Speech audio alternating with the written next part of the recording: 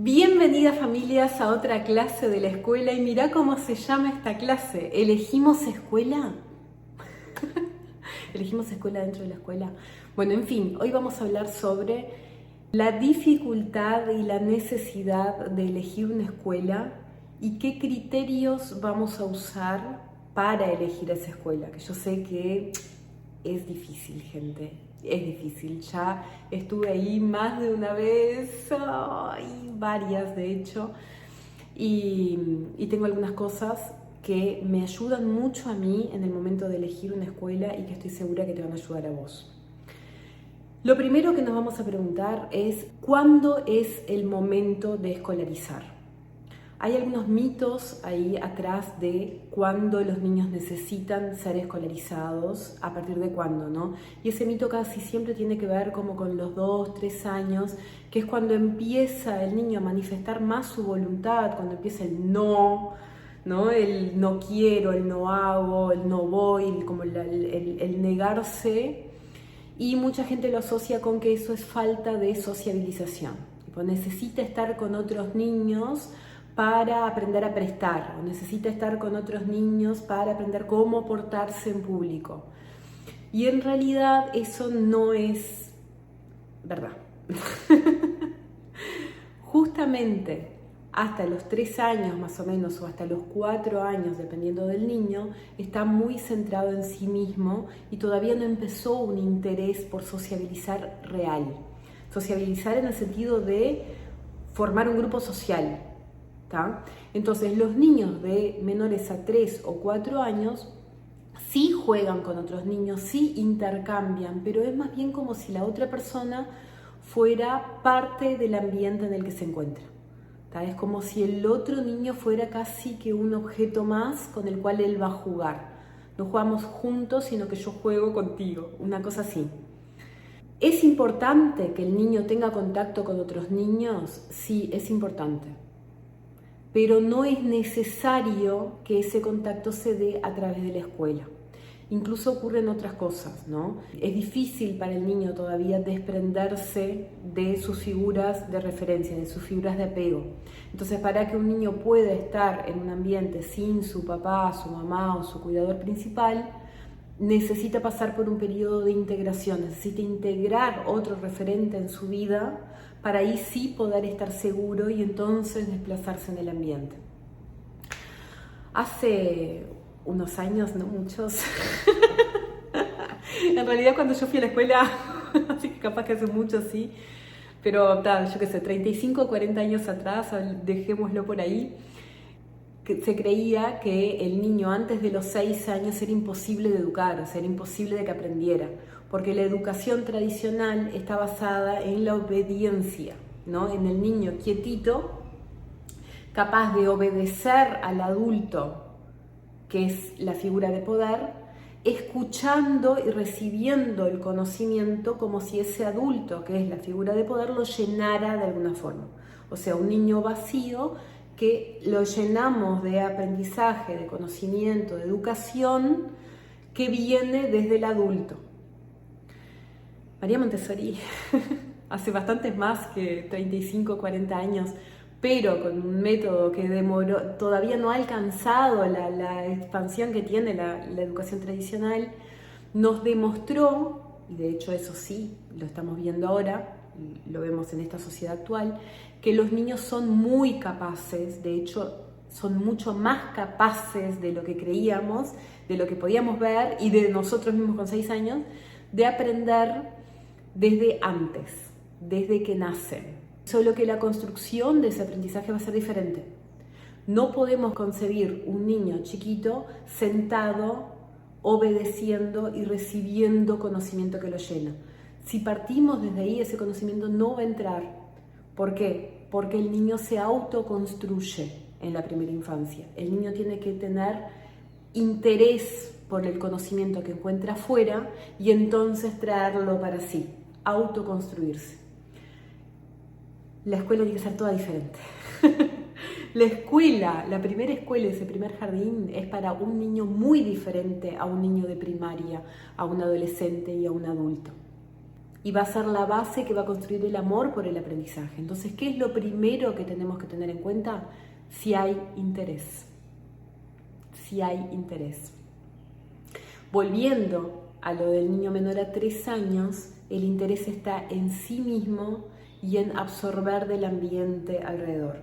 Entonces, si yo le ofrezco oportunidades de ambientes con otros niños, pero donde se sienta seguro, no necesariamente ese ambiente va a ser la escuela. Puede ser la placita, puede ser rondas de juego, puede ser encuentros semanales de libre movimiento, puede ser un taller de libre expresión, pueden ser infinitas formas donde hayan otros niños que puedan convivir, pero no necesariamente va a ser sociabilizar, y eso es importante que tengamos en cuenta, y donde tenga su referente presente para que no se sienta inseguro. Eso es en base a la necesidad del niño, pero no es la única en el momento de escolarizar. Y acá entra la necesidad de la familia. Sabemos, tenemos claro en este mundo en el que vivimos, que es muy difícil conciliar. Entonces, que uno de los adultos o ambos adultos referentes puedan estar disponibles, o quizás una abuela, ¿no? Pero un referente de apego del niño puede estar presente todo el tiempo, cada día es más difícil. Cuando son más bebitos es como que nos vamos arreglando, vamos buscando la forma, se queda un poco con la abuela, buscamos no sé qué, vamos intercalando licencias, vamos buscándole la vuelta, pero no es una conciliación real. Entonces llega un momento en la vida del niño en que la familia necesita ampliar esa red, y a veces la ampliación de esa red pasa por la escuela, sí. ¿Sí? Querramos por decisión propia, porque nos parece mejor para la dinámica familiar que ese tiempo sea en una institución y no en la casa de un familiar o con una niñera en casa. Puede ser por un tema de organización, por un tema económico, por el que vos quieras, pero que la dinámica familiar realmente sea necesario escolarizar, que quizás ese no sea el momento en que el niño tiene el interés, pero sí es el mejor momento para la familia. ¿Qué pasa adentro de la casa? Bueno, volviendo, ¿no? María Montessori creó la primera escuela de Bambini para niños de 3 a 6 años. ¿Por qué era para niños de 3 a 6 años? ¿Por qué no fue una escuela para niños de 6 años, que en realidad eran niños que ya iban a la escuela? Porque en ese momento, posguerra, se estaban construyendo complejos de vivienda, que era reconstrucción en realidad de zonas destruidas, o sea, reconstrucción posguerra, donde se alojaban muchísimas familias en esos complejos, pero ¿qué pasaba? Esas personas, los adultos, iban a trabajar en la fábrica. Y esos niños, que no eran los bebés que iban con su mamá, quizás adentro del portabebés, del fular, o que la mamá se quedaba en casa para cuidar al bebé, sino que eran niños que ya tenían cierta movilidad, terminaban quedando sueltos, terminaban quedando en la calle, jugando en la calle, jugando libres en esos complejos demasiado tiempo. Y podríamos pensar, qué horror, la seguridad de los niños. Y ponerle que la seguridad de los niños también pesó, pero no era eso el problema. El problema era que esos niños provocaban problemas, se ensuciaban, rompían, molestaban, por decirlo de alguna forma. Entonces, ¿cuál fue el objetivo? Crear guarderías, espacios donde los niños estuvieran adentro, partiendo de la base que no se podían educar, ¿verdad? Porque eran vacíos, pero partiendo de esa base, que estuvieran adentro y no estuvieran rompiendo nada afuera. Ese era el objetivo. Genial, y más allá del por qué, lo buenísimo fue el cómo. Cuando ella fundó la primera casa de Bambini, o sea, la primera casa de los niños, lo hizo entendiendo que esos niños tenían una necesidad diferente, que no era aprender lo que la escuela enseñaba, no era la educación formal, digamos, sino que era la educación para la vida. Esos niños necesitaban aprender a vivir porque estaban creciendo en un ambiente donde no tenían esa oportunidad. ¿Qué es ese aprender a vivir? Aprender a tener autonomía, aprender a ser independientes, a moverse en el espacio, a ir detrás de sus intereses, a autoconstruirse. No podían, porque lo que estaban haciendo era quedar en espacios abiertos y en la calle, aprendiendo simplemente a sobrevivir. Ahora nosotros hoy vivimos en otra realidad. Nosotros con los niños adentro de la casa tenemos la oportunidad de ofrecer justamente oportunidades.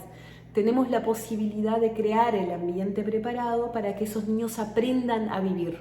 Entonces ese ambiente puede ser en la escuela. Ahora, ¿qué pasa?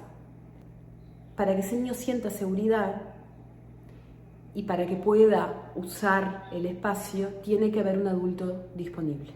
Entonces nosotros podemos ser ese adulto disponible en casa si estamos disponibles. Pero si no estamos, porque no podemos o porque no queremos, bueno, entonces ese adulto va a estar en la escuela. ¿Y qué voy a esperar yo de esa escuela que voy a elegir? Y acá es donde tenemos que ser muy francos con nosotros mismos, muy realistas. Yo le estoy pidiendo a la escuela algo que yo en casa estoy ofreciendo, porque si yo ofrezco una cosa en casa y otra cosa en la escuela, va a ser muy difícil para ese niño aprender el orden del mundo.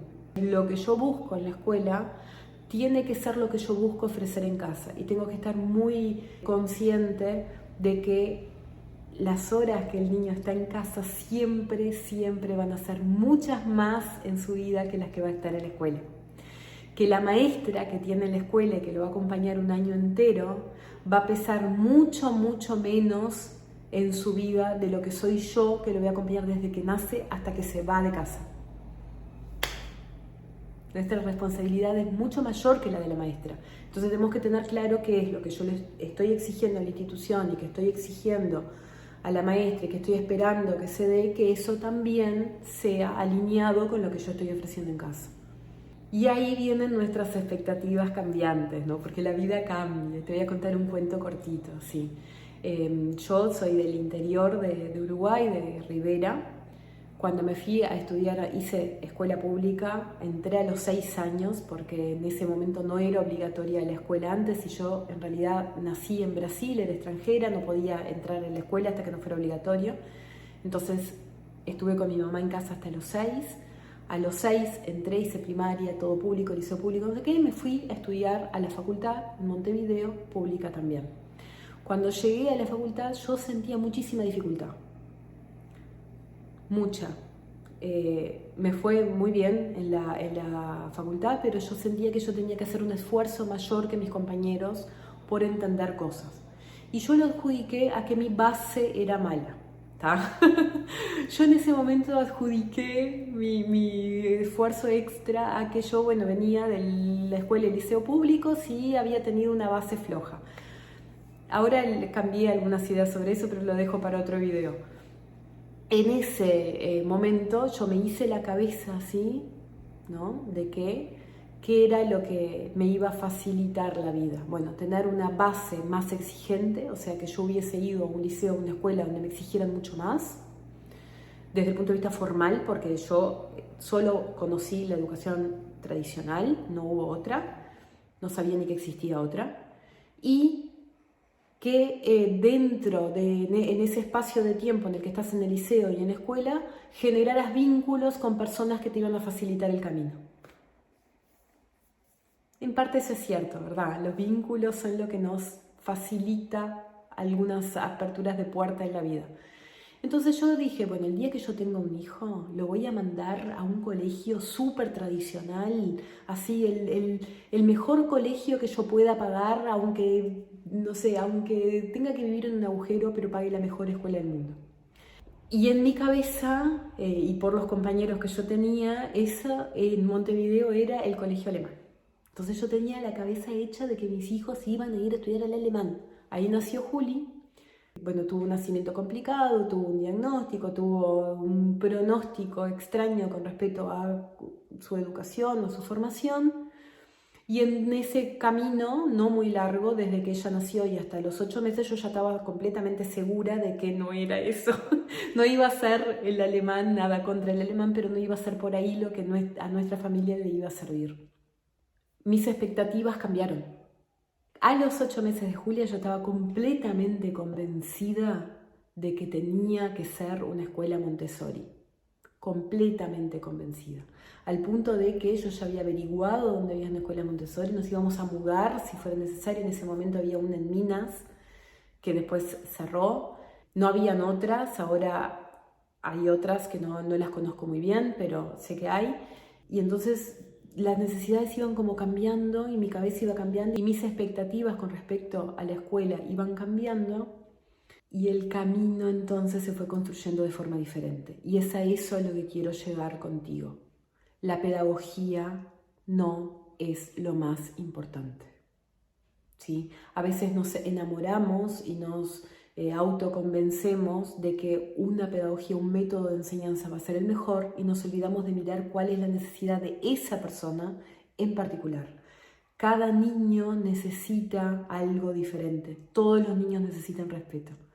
¿Sí? Todos los niños necesitan respeto, pero cada niño, de repente, un ambiente, hasta la ubicación de la escuela va a ser diferente. Es diferente que vos tengas que viajar 1 hora y media en auto para llegar a la escuela a que tengas tus amigos en el barrio, a que sea la escuela que está cerca de tu casa.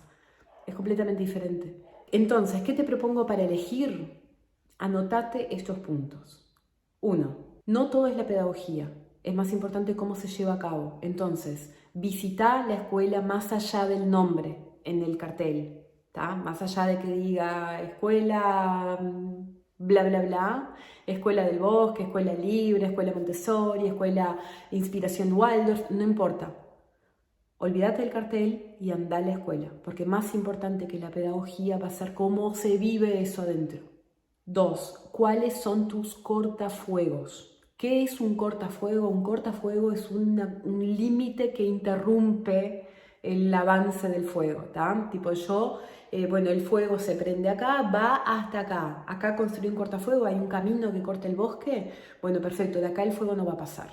Entonces, ¿cuáles son tus cortafuegos? Te digo, por ejemplo, un cortafuego mío es el tema de premios y castigos. Para mí es un cortafuego muy importante que la escuela no tenga castigos, ni sillita para pensar, ni quedarte sin recreo, ni estás obligado a pedir disculpas, ni pensar al rincón de la no sé qué. Todo lo que es un castigo para mí es un cortafuego. Si eso es importante para mí, bueno, yo tengo que estar segura que la escuela que voy a elegir no tenga eso, porque si eso pasa, si hay un castigo, tengo que estar dispuesta a ir a plantear ese, mirá, cuando elegí esta escuela, elegí porque esto no pasaba. Si esto va a seguir pasando, bueno, yo voy a cambiar de escuela. Punto número 3, ¿cuáles son tus sí o sí? ¿Qué es lo que sí o sí tiene que tener la escuela? Un sí o sí mío, muy importante, es el espacio, el tiempo afuera, el tiempo al aire libre. Eso es muy, muy, muy importante para mí. De hecho, en un momento acá en Brasil tuvimos que, por un periodo corto, pero tuvimos que cambiar a Juli de escuela, y en ese periodo cortito la escuela, que supuestamente tenía patio, bueno, resultó que no salía en el patio porque la dinámica, bueno, sufría ella y sufría yo junto, porque ese para mí es un sí o sí. La escuela tiene que ofrecer aire libre, sí o sí. Y el cuarto punto es mirar más allá de la entrevista. Es casi parecido al primero, ¿no? Pero cuando vos vas a hacer la entrevista vas a escuchar lo que te dicen. La persona que va a entrevistar habla, va a decir muchas cosas, pero hay un lenguaje que está oculto quizás, ¿no? Un lenguaje que va más allá de las palabras, que es cómo mira, interactúa y habla con tu hijo. Cómo mira e interactúa con los demás niños de la escuela, cómo los niños responden cuando se cruzan con esa persona, por ejemplo, en un recorrido, cómo los demás adultos están interactuando con los niños dentro de la escuela, cómo los niños interactúan entre ellos. Todo eso es a observar y que nadie te lo va a decir, o si te lo dicen en realidad está resumido. Mira más allá de la entrevista. Si es necesario, anda más de una vez y principalmente visita la escuela antes con tu hijo. Si no encuentro la escuela ideal, esa que cumple toda mi listita de los sí o sí, ¿qué hago? empezá a ordenar por prioridades. ¿Sabes por qué te digo esto? Porque la escuela perfecta no existe. Entonces, van a haber algunas cosas positivas y van a haber cosas negativas. ¿Cuáles son las cosas que yo te recomiendo que priorices? Bueno, primero, ambiente, ¿sí? Que tenga espacio libre y que tenga ambiente de movimiento. Eso para mí es fundamental en una escuela. Por eso te lo recomiendo, porque entiendo que la importancia del ambiente y sobre todo cuando escolarizamos los más chiquitos es más grande que si tiene clase de música, plástica, idiomas. Nada de eso va a ser importante frente a lo que el ambiente ofrece. Entonces míralo con mucha atención. Cercanía. Es importante poder vivir la experiencia de ir a la escuela. Ir a la escuela, que sea cerca, que los cumpleaños de los compañeritos sea cerca, que se puedan juntar el fin de semana, que vayan a la placita o a la playa y que se encuentren con los compañeros. Todo eso suma, gente, porque la escuela tiene que expandirse más allá de los portones, de las puertas. Así como tiene que abrirse para que las familias puedan entrar, necesita ser expansiva y tomar el barrio también. Entonces, te recomiendo que busques en tu zona. La escuela va a ser una construcción. Entonces, a priori no existe la escuela perfecta, siempre van a haber cosas a mejorar, pero va a depender también de cómo lo construimos eso. Y esa construcción va a ser entre la institución, el niño y la familia. Cuanto más abiertos seamos las tres puntas, digamos, cuanto más flexibles podamos ser las tres puntas, cuanto más diálogo encontremos, bueno, esa escuela se va a ir construyendo cada vez mejor y quizás cuando ese niño crezca la recuerde como la escuela perfecta, a pesar de sus imperfecciones. Ahora vamos a suponer dos situaciones. Una es en la cual vos ya elegiste la escuela, estás viendo este video ahora y va a ser para el próximo año, por ejemplo. Ya tenés elegida la escuela y querés saber, por ejemplo, cómo va a ser el próximo año, cómo poder evaluar si fue una buena elección o no. Entonces, lo primero a tener en cuenta es si cuando arranquen las clases, si lo que está sucediendo es una adaptación o una integración. ¿Qué es una adaptación? Una adaptación es cuando yo agarro algo que no, digamos así, que no tiene exactamente la forma, ¿no? Y la recorto, la moldo, la adapto para que entre en un espacio. ¿Sí? Cuando yo agarro un buzo y lo doblo para que entre en el cajón. Bueno, adapté la forma del buzo, la cambié para que entre en el cajón. Eso es una adaptación. Cuando la escuela propone una adaptación, es decir, no importa cómo sea el niño, pero sí va a entrar dentro de un curso de normas, entonces, ¿cómo va a ser el proceso cuando entre a la escuela? Bueno, perfecto. El primer día viene 15 minutos acompañado con la mamá. El segundo día viene media hora y acompañado con otro referente. A partir del tercer día ya se puede quedar 2 horas. A las 2 semanas tiene que estar haciendo horario completo. Bueno, perfecto. Es progresivo, pero realmente no está teniendo en cuenta el niño en particular, sino que lo que está haciendo es adaptar todos los niños, sean como sean, pasar por un proceso de doblado, ¿no? De doblar el buzo y de ponerlo en otra forma para que entre en el cajón. La otra opción es integrar. ¿Qué significa integrar? Cuando dos cosas se integran, el niño se transforma para ser parte de la escuela, pero la escuela se transforma para unirse al niño. O sea, dos partes forman una. Entonces ya no es el cajón fijo donde esto se tiene que amoldar para entrar, sino que la escuela cambia su forma para recibir a ese niño también. Entonces esa es la diferencia entre integración y adaptación. En la integración yo voy a respetar el tiempo necesario de ese niño en particular. Esa es una buena pregunta para la entrevista. ¿Cómo va a ser el proceso de integración? Y sean específicos, así, tipo, ¿cuánto tiempo? Y si te dicen, bueno, intentamos que sea en una semana, bueno, no. El tiempo que el niño necesite, esa es la respuesta. Y se tiene que traducir en realidad después, porque a veces después no pasa. Y ahí tenemos la oportunidad de decir, no, yo pregunté esto en tal momento antes de la inscripción y la respuesta que recibí fue esta, entonces ahora quiero que esto suceda. No proyectarnos. Ay, esa es difícil, porque ¿qué pasa? Nosotros también tenemos recuerdos de nuestros primeros días de escuela, que pudieron haber sido muy felices o pudieron haber sido muy dramáticos, o pueden haber pasado desapercibidos y no nos acordamos. Pero independiente de lo que sea, esa fue nuestra experiencia. Entonces a veces nosotros lo vivimos con mucha alegría y entonces proyectamos eso en el niño y queremos que el primer día sea ¡wow! Entonces hay todo un evento del primer día, y sacamos fotos y el peinado del primer día y comprar la mochila, y comprar no sé qué y todo una cosa que envuelve al niño de la necesidad de sentirse feliz cuando en realidad quizás esté sintiendo miedo, inseguridad, tristeza por alejarse de casa, lo que sea, y no lo puedo manifestar porque tengo que estar feliz, hay toda una fiesta alrededor mío.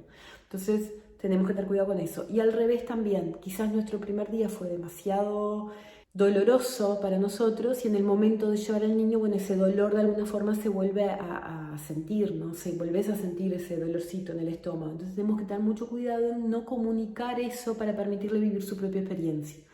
Que mi miedo no sea su limitación. Y por último, controlar la ansiedad. Desde que lo anotaste a la escuela, pasa todo el verano y cuando se empieza ya el día del primer día, controlar tu ansiedad, ¿sí? No hacerlo lo más importante de su vida. Es un momento muy importante, es un marco, ya es importante por sí mismo. Bajemos la ansiedad para permitirle sentir lo que necesite sentir. Ahora ya está en la escuela, es la opción 2, ¿no? Yo ya elegí la escuela, ya está en la escuela. ¿Cómo sé si la escuela que elegí está buena o no? Bueno, lo primero que puedes hacer es observar.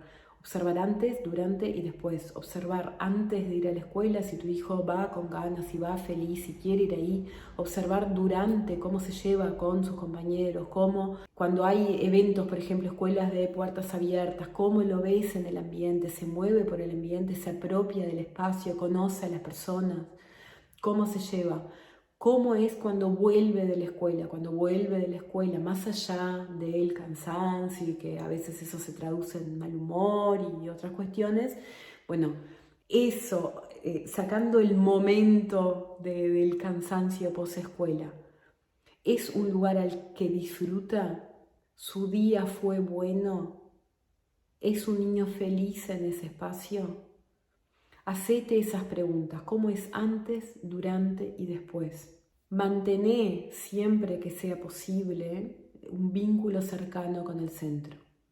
No siempre que sea posible me refiero a que busques una escuela que tenga puertas abiertas, pero que también vos tengas la intención de acercarte, de que si hay un cambio en casa, si hay una situación particular por la cual el niño esté pasando, si hay un desafío nuevo, no sé, dejar pañales, nace un hermanito, no sé, falleció un familiar, cualquier evento que en casa sea un cambio importante para el niño, que vos puedas comunicárselo a la escuela y principalmente que la escuela escuche, que esa información llegue y que la escuela la tenga en cuenta en el momento de acompañar a ese niño. La escuela es la segunda casa y la casa es la mejor escuela. ¿Sí? Entonces, baja las exigencias y poné mayor foco en trabajar en conjunto. Espero que esta clase te haya servido. Cualquier duda que tengas, anda a la comunidad, hacé las preguntas ahí, charlemos sobre el tema, ¿no? Sobre todo si estás eligiendo escuela o si tenés dudas sobre la escuela que elegiste, y contame acá abajo de este video. Contame acá en los comentarios qué te pareció esta clase, dame tu opinión. Calificá acá la clase con las estrellitas y seguimos para la próxima.